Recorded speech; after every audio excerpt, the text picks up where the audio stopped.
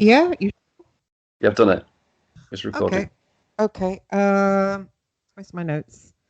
Okay, that's excellent. Yeah, so my from the show we did yesterday, I had, I went away, thought about it, and had so there was some comments haven't put up about Baphomet, whatever. So basically, Baphomet isn't an entity, it's basically a symbol. So basically, we haven't got any such thing as Baphomet worshippers. Is that true?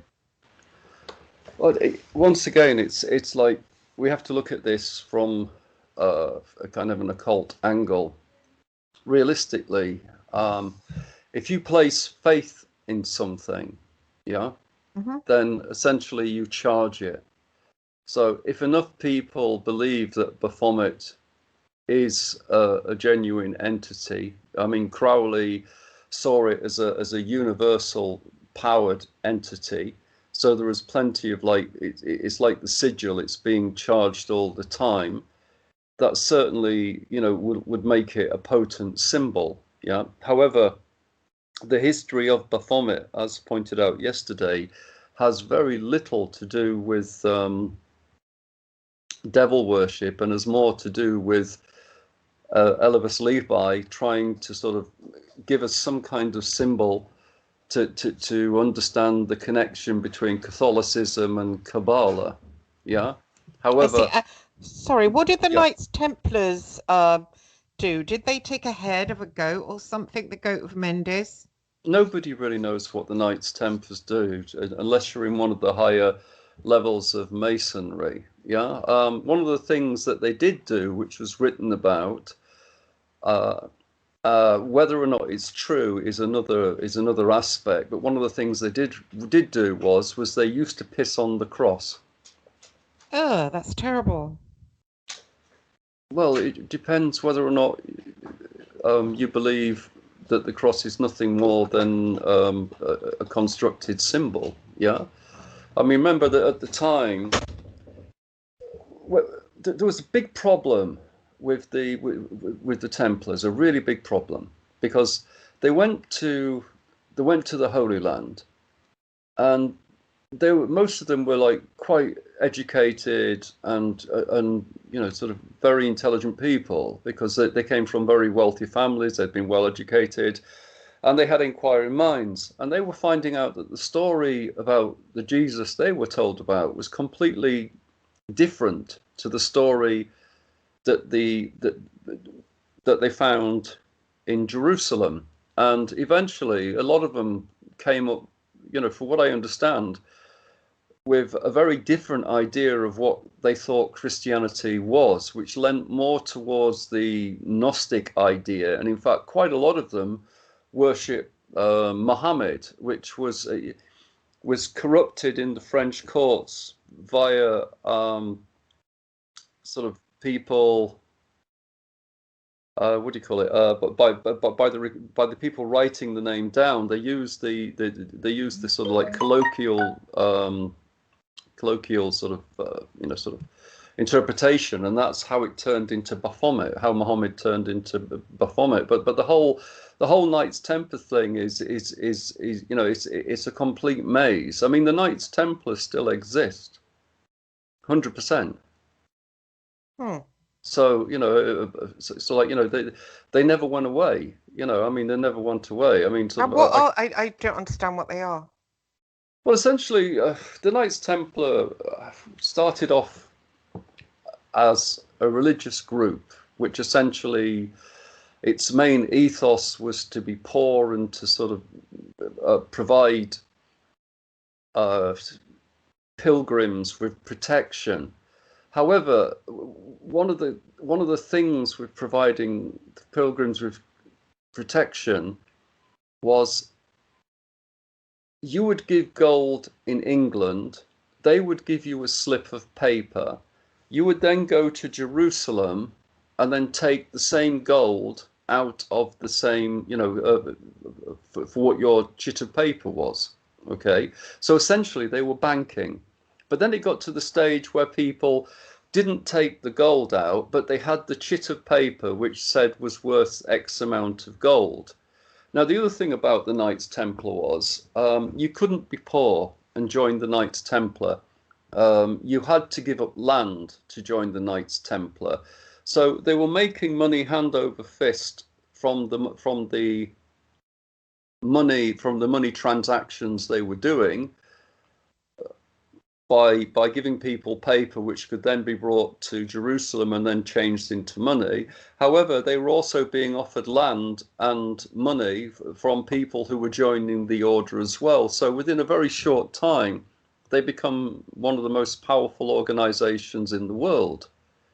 And so, this attracted the attention of people like Philip the Fair, who borrowed extensive amounts of money from them, over a long period.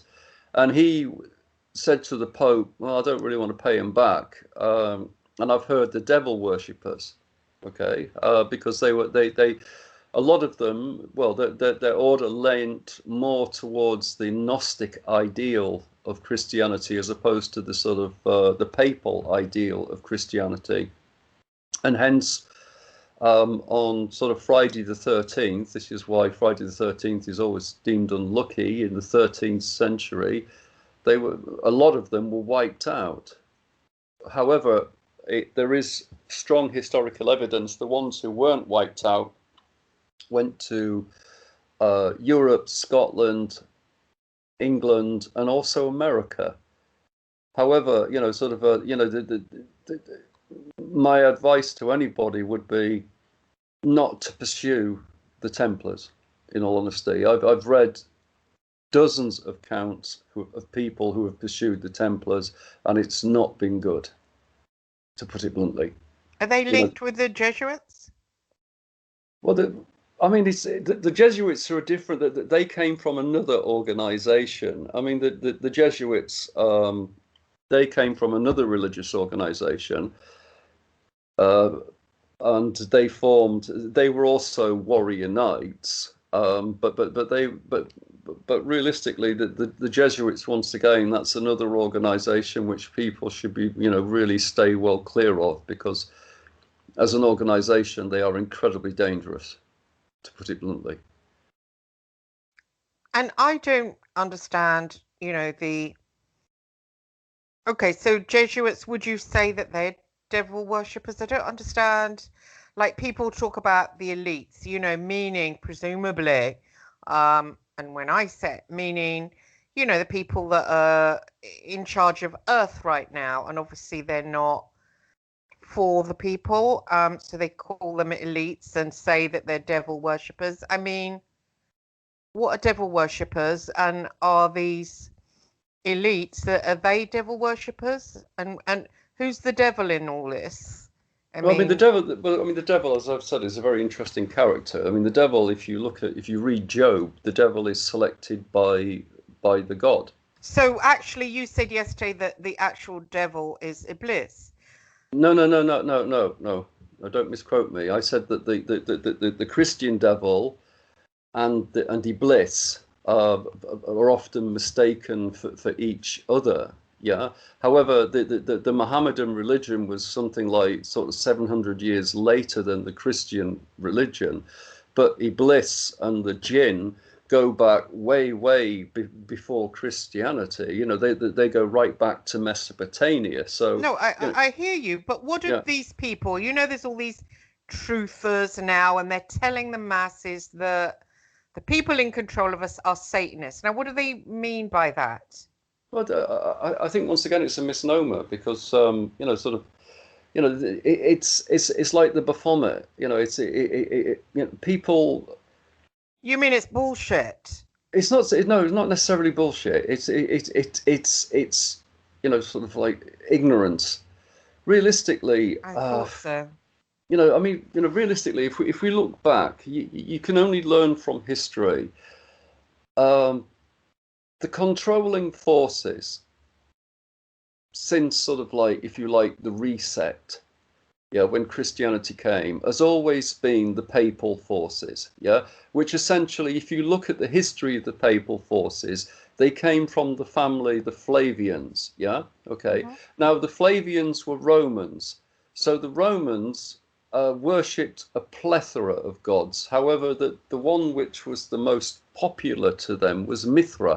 Yeah.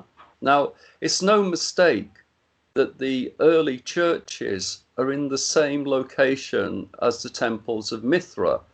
Now, the other parallels is that Mithra has 12 disciples. He was killed and he came back to life, as was Paracelsus, who was another sort of like prophet of around that time.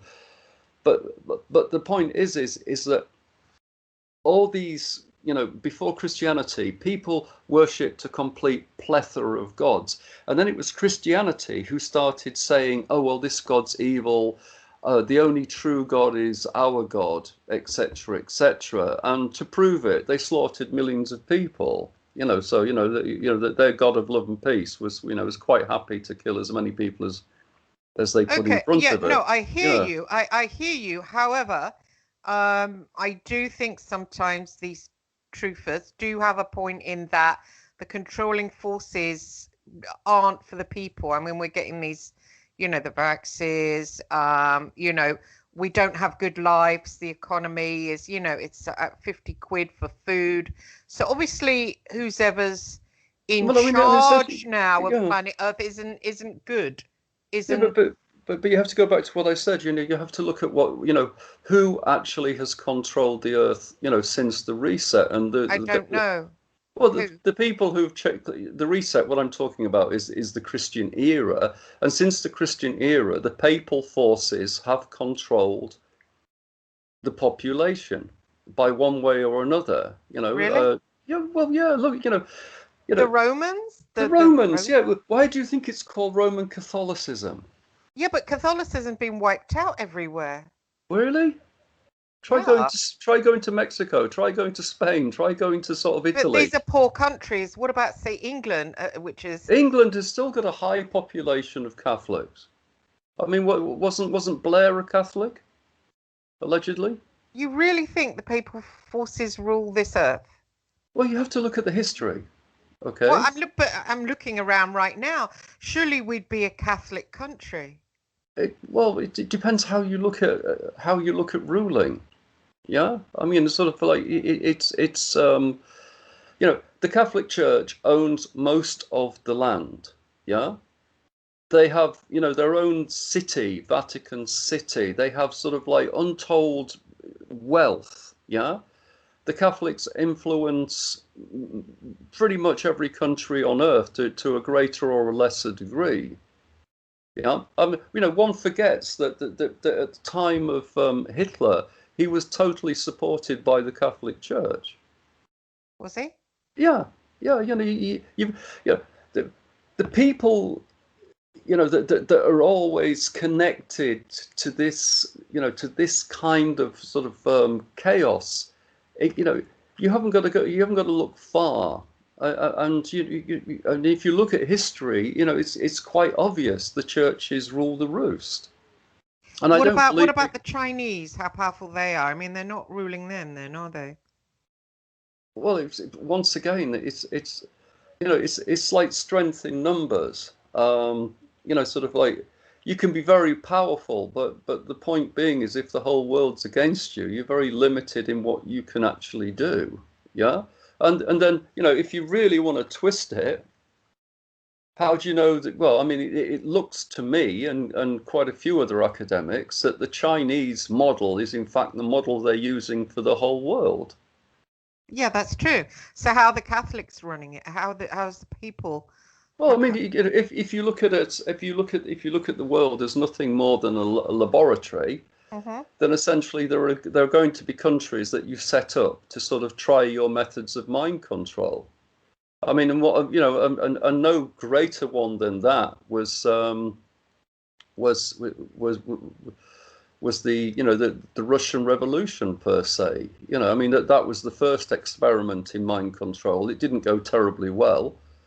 And then sort of like, later on, we had the sort of like East and West Germany thing. And then then all of a sudden China gets this like wonderful technological advances where everyone is a prisoner to their phone and their internet, and they can't speak, they can't even talk to people unless they're unless they're approved by the state. Now, this trick has been done before. Christianity came into power because you could only trade goods with a Christian country if you were a Christian.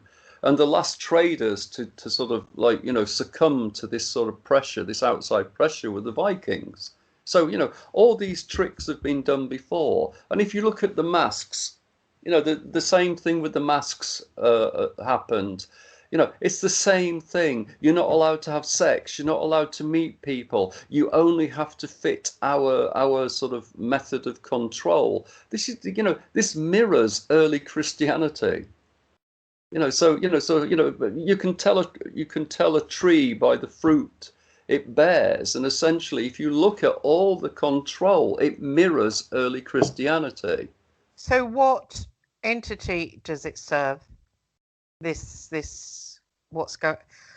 Papal Vatican City? Who is it? Is it worshipping anybody, or is it just humanity? Well, once again, the answer is in history. Sort of like the church is part of the worship of Mithra and the old gods. Mithra. Yeah, Mithra. That was the Roman god. That was one of the Roman gods. I mean, there was literally hundreds. This is, you can only concentrate on what you know. And what we know for definite is that the Flavians wrote the Bible and wrote Christianity. They put their boys in as early popes. Yeah, the first pope was a Flavian, and that the churches are on established points of Mithra worship. Okay, so why doesn't Mithra care about the average person? Why is we suffering so much right now? Well, we've always suffered. That's the whole point. The first thing that happens when the church takes over a country is they start spreading the divine right to rule. Okay, right? Yeah. Before the church, there was no divine right to rule. The only right to rule you had was if you were strong enough, then you held your position. Where the church came along and they twisted it, and they said, "Look, we've got armies, we've got money. We can look after you. You have to play the game, and we want everyone to be Christian." Yeah, they wanted to diminish the power base of other religions, which is what they did. I mean, if you look at, say, sort of like history again, we look at, say, Olga the Terrible. Now, Olga the Terrible, we're led to believe, was some woman who allegedly husband was died, and all of a sudden she becomes a fantastic tactician in warfare, and at the same time the country is ebbed towards Christianity. Now, I am sure that a woman who has spent all her life in court has very little idea of psychological warfare and practical warfare. So she was obviously fed by somebody. And the fact that she was ushered towards Christianity points at that the people who were giving her the information and telling her what to do, and probably even supporting her, were in fact part of the church. And and this is how the power base is established. I still don't understand. So Mithras, why isn't Mithras a warm, squishy, loving god where we aren't, making love every day in a Garden of Eden? And why isn't it a lovely place? Why have we got all this? Well, essentially, it's not your religion, is it? It's not your religion. It's not. It's for the high ups within the Roman Catholic system. This is nothing. So I don't understand again. So it's. Look, hold on. Let's make it really, really simple. Okay. At the top, they worship Mithras. Mm-hmm. They want the people to be subdued, so they give them a passive god. And the passive god is Jesus. Jesus turns his cheek. Jesus walks the extra mile. Jesus doesn't want revolution. Yeah. However, the god they worship is a solar deity as well, but essentially he doesn't follow any of the rules that he tells, that we follow under Jesus. So at the very height of the sort of, if you like, the hierarchy, these guys will worship Mithras, Baal, and a few others. Yeah. However, we, to make us control the psyop, worship the very passive Jesus, and essentially he's a very passive God. He's like one of the most passive gods there is. I mean, essentially, he won't fight for anything, and he says, "But your reward will be in the kingdom of heaven," which is slightly bizarre, really, because essentially the kingdom of heaven won't feed you now. So you have to look at what hang on. Christianity. I hear you. I need to. I'm just a bit short of time. I need to go back to okay, at the top, Mithras and Baal. Why do they want the people? Why can't everybody dance around in a happy garden worshipping Mithras and Baal? Then why can't we all be happy? Well, it all goes down to power, doesn't it? It all goes down to power. I mean, you can hear what they're saying. You will have nothing and you will be happy. I've never known anybody with nothing and sort of like be happy apart from sort of a few Indians. So why does Mithras? I don't understand why. Okay, so there's a god people worship. Why do some people have to be slaves? I don't understand it. It's all the control mechanism. But why? Hello, you gone? No, I'm here. Right, look, come on, look at history. Okay. No, but I don't understand what. Okay, so I'm Mithras. Okay, there's humans spread out in front of me. Why am I picking certain ones to control the others? Why can't they all be the same? Because essentially, the Mithras religion, like all religions, are militaristic. You can only have it militaristic. Why? Because essentially, look at how it works. Look at how Christianity works. The first thing they do is they get rid of the opposition. Yeah. So paganism, ancient religions, etc., they're wiped out straight away. The next thing is they're introduced the god. Then they're told, oh, the god that you used to worship is actually the saint. Oh, I'm really sorry you would thought that it was this god because it's really a saint. Yeah. And then eventually the culture of the people go, and then they start buying into divine right to rule. Oh, my reward will be no sound. No, I can hear you. I can hear you clearly. Yeah, no, you just sent no sound. Anyway, like I said, it's sort of like... So still need to get my head around this. Mithras as a god, does he... I think you're jumping... Look, let's... No, does Mithras want some of humanity to be like the dogs? Look, what would a dog get? What would a god get out of that? I just need to understand. Right, okay. What you need to understand is people invent gods to fit their needs. Okay, like for example, when the Vikings were raiding people and murdering them sort of like unmercifully, the Vikings weren't brave. They turned up to England with little defense, where they would ransack the churches and take all the gold. Yeah. However, that's amoral and it's murderous. So they needed a god which was amoral and merciless, and that became Thor. Yeah, the Thor's hammer. The sort of the Viking code. So essentially, they worshipped a violent god, which was Thor. Now I see. So what the problem really basically is, you're trying to say, is greedy humanity. So the fault of the pain on earth right now, and why some of us are slaves, others are sitting at the big table eating the chicken drumsticks, whatever, is humanity basically. And well, of course, it's always humanity. I mean, I didn't know that. But yeah, it's always humanity. I mean, this is part of the the Christian bullshit. Sorry, it's such a bullshitty religion, because essentially, if somebody hits you, turn the other cheek. This has never been known in any religion. No, and also, Brian, the explanation for evil is always like, oh, it's Satan did that, or yeah, but they don't read their own book. God chooses who is to be Satan. Just read Job. No, I'm And, saying it's not me. I mean, I've always been confused about the whole bloody thing. So basically, it's humanity, and some are greedy, and they like to subdue the rest of us. well, essentially, it's about control. And it goes back to the sort of like the Catholicism thing about divine right to rule. Yeah, and like the infallibility of the Pope. Nothing can be questioned in the system. And if you look at China, China is adopting the infallibility of the Pope, but they're saying it's the infallibility of the state. It's the same trick.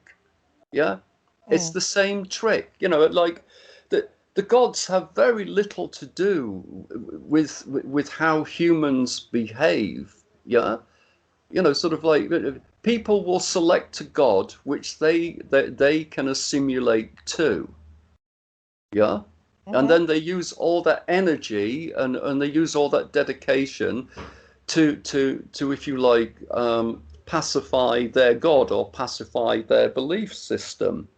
I mean, this is why the sort of the paganism and the early religions were wiped out, because they weren't to do with infallibility. They weren't to do with people not being able to control their lives. They weren't to do with divine right to rule.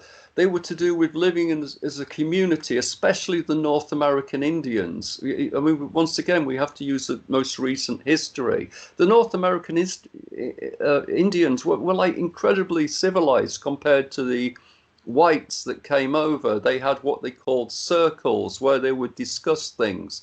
They would have like elders who would, sort of like control the tribe. That there wasn't this sort of, one infallible person who says everything and it's the word of God. Everything was done on a much more, if you like, sort of democratic basis. And the first thing that the white settlers do was destroy the savages whose culture went back thousands and thousands of years. For thousands of years, yeah, they had wars, but like nothing like the European settlers. And this is what happened. I mean, literally, a whole genocide was done to an entire nation in the name of Jesus Christ. But first, this is where it gets really ironic. First, they converted a lot of Indians to Christianity before they slaughtered them. Because essentially, once the nation is subdued and submissive, it's easier to destroy them. And with this worship of Baal and Mithras, do they do all this baby killing and all that? Do you think that goes on? Well, Baal is, once again, we have to look at the history. Baal is associated with killing children. They used to throw them in a furnace, to Baal. Right. So yeah, but once again, it's very difficult to sort of distinguish what is the action of a god and what is the action of a person. Yeah. I mean, this is the thing, as for people who are searching, it's it's it's very difficult to find the truth. But the one thing that I will tell you is that truth does not require faith. Right, right. I've got to go now. I've got to bring the car in. They want it really early, and I can hear that leaf blower that goes off that's going to ruin. So I'll cut it short there, and then we'll come back and do a part 3. So thank you for that, Brian. It's really informative, and I feel more educated, and I'm sure the listener would be. And brilliant. Thank you very much. All right. Have a good day. See you soon. Thank you, Bye. Brian. Thank you, everyone, for listening. Goodbye. Bye.